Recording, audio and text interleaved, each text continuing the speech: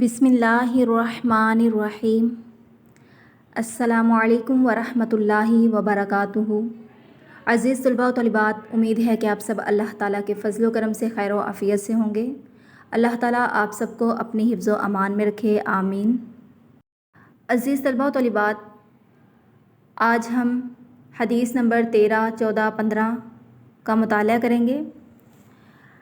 حدیث نمبر 13 کے مطالعہ کے بعد آپ سب آداب جمعہ، آداب مجلس، احترام انسانیت، تہذیب و سلیقہ اور نظم و ضبط کے متعلق آگاہ ہو سکیں گے۔ حدیث نمبر 14 میں آپ جان سکیں گے باجماعت نماز کے آداب، اور حدیث نمبر 15 میں رمضان المبارک کی فضیلت و اہمیت سے آگاہ ہو سکیں گے۔ حدیث نمبر 13 مطالعہ شروع کرتے ہیں۔ من تخطى رقاب الناس یوم الجمعۃ اتخذ جسرا الی جہنم۔ ترجمہ: جو شخص جمعہ کے دن لوگوں کی گردنوں پر سے پھلانگ کر گیا، گویا اس نے جہنم کی طرف پل بنایا۔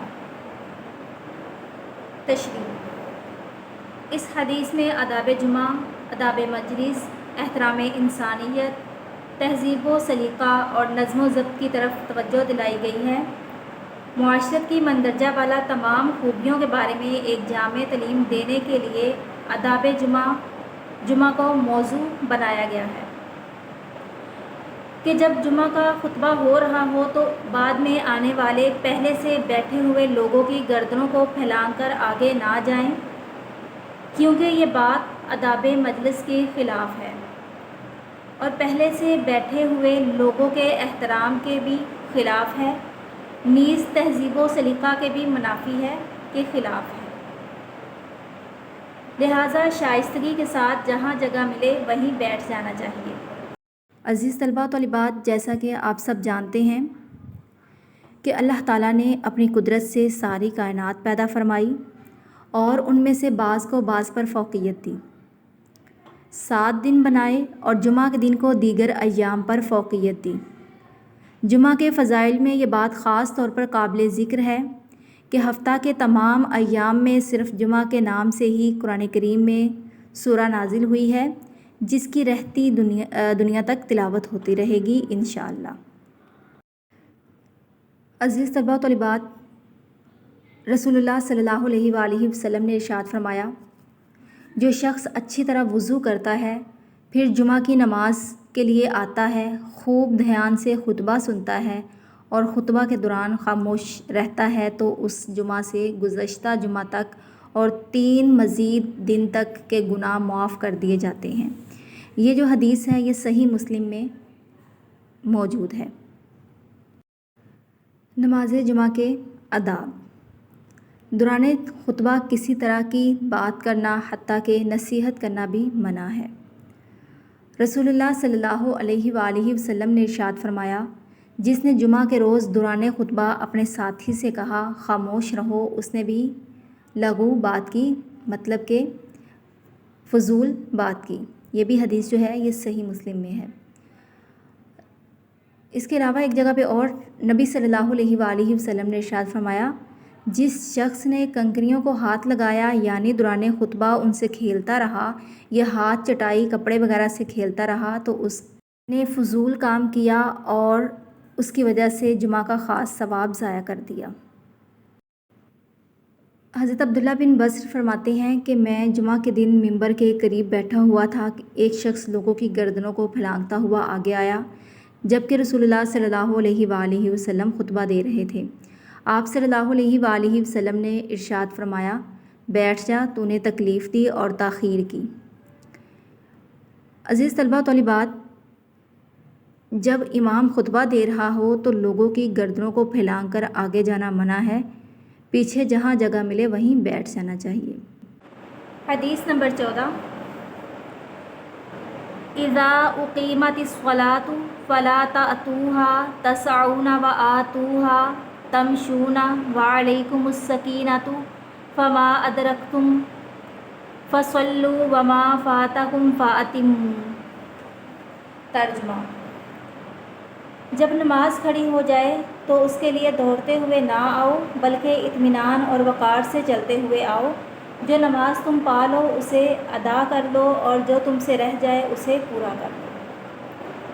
تشریح: اس حدیث میں باجماعت نماز کے آداب کی طرف رہنمائی کی گئی ہے۔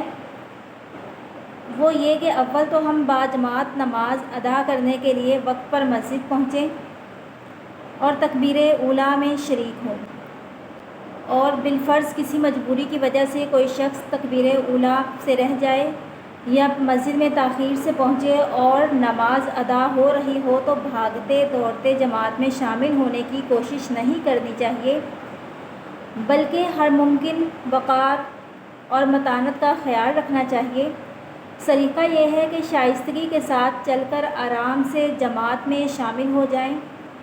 جتنی رکعتیں جماعت کے ساتھ نصیب ہو جائیں ان کو جماعت کے ساتھ پورا کر لیں، باقی کو بعد میں پورا کر لیا جائے، لیکن بھاگتے دوڑتے اس لیے جانا کہ جلدی سے جماعت میں شریک ہو جائیں اور کوئی رکعت چھوٹ نہ جائے، یہ ناشائستہ عمل اللہ تعالیٰ کو ناپسند اور خانہ خدا کے آداب اور انسانی وقار کے خلاف ہے۔ عزیز طلباء و طالبات، اس حدیث میں ایک لفظ آپ لوگوں نے پڑھا ہوگا بھی، تکبیر اولیٰ۔ تکبیر اولیٰ ایسے کلمے ہیں جن سے اذان شروع ہوتی ہے۔ اب آپ کو میں باجماعت نماز کی فضیلت بتاتی ہوں احادیث کی روشنی میں۔ باجماعت نماز کی فضیلت کے حوالے سے نبی اکرم صلی اللہ علیہ وآلہ وسلم کی چند احادیث درج ذیل ہیں۔ حضرت عبداللہ بن عمر رضی اللہ تعالیٰ عنہ سے روایت ہے، حضور نبی اکرم صلی اللہ علیہ وآلہ وسلم نے فرمایا، باجماعت نماز ادا کرنا تنہا نماز ادا کرنے پر 27 درجے فضیلت رکھتا ہے۔ حضرت ابو ہریرہ رضی اللہ تعالیٰ عنہ سے مروی ہے کہ حضور نبی اکرم صلی اللہ علیہ وآلہ وسلم نے فرمایا، جب آدمی اچھی طرح وضو کر کے مسجد کی طرف جاتا ہے اور اس طرح جاتا ہے کہ نماز کے سوا کوئی دوسری چیز اسے نہیں لے جاتی تو وہ جو قدم بھی اٹھاتا ہے اس کے ذریعے اس کا ایک درجہ بلند کیا جاتا ہے اور ایک گناہ کا بوجھ ہلکا کر دیا جاتا ہے۔ پھر جب وہ نماز پڑھتا ہے تو فرشتے اس پر اس وقت تک سلامتی بھیجتے رہتے ہیں جب تک وہ باوضو رہتا ہے، اور اس کے لیے یہ دعا کرتے ہیں، اے اللہ اس پر سلامتی بھیج، اے اللہ اس پر رحم فرما۔ تم میں سے ہر ایک جب تک نماز کا انتظار کرتا ہے وہ نماز ہی میں ہوتا ہے۔ حدیث نمبر 15، من صام رمضان وقامہ ایمانا واحتسابا غفر لہ ما تقدم من ذنبہ۔ ترجمہ: جس نے ایمان اور اجر کی نیت سے رمضان کے روزے رکھے اور اس کی راتوں میں قیام کیا، اس کے پہلے گناہ معاف کر دیے گئے۔ حدیث نمبر 15، من صام رمضان وقامہ ایمانا واحتسابا غفر لہ ما تقدم من ذنبہ۔ ترجمہ: جس نے ایمان اور اجر کی نیت سے رمضان کے روزے رکھے اور اس کی راتوں میں قیام کیا، اس کے پہلے گناہ معاف کر دیے گئے۔ تشریح: روزہ دین اسلام کا ایک اہم رکن ہے۔ اس مہینے میں انسان کے اندر دینی مزاج اور صبر و تقویٰ پیدا کرنے کے لیے مخصوص دینی فضا پیدا ہو جاتی ہے۔ اس ماہ کو نیکیوں کی فصل بہار قرار دیا جا سکتا ہے۔ رمضان کے پورے مہینے کے روزے فرض کر دیے گئے ہیں۔ اب جو کوئی ایمان کے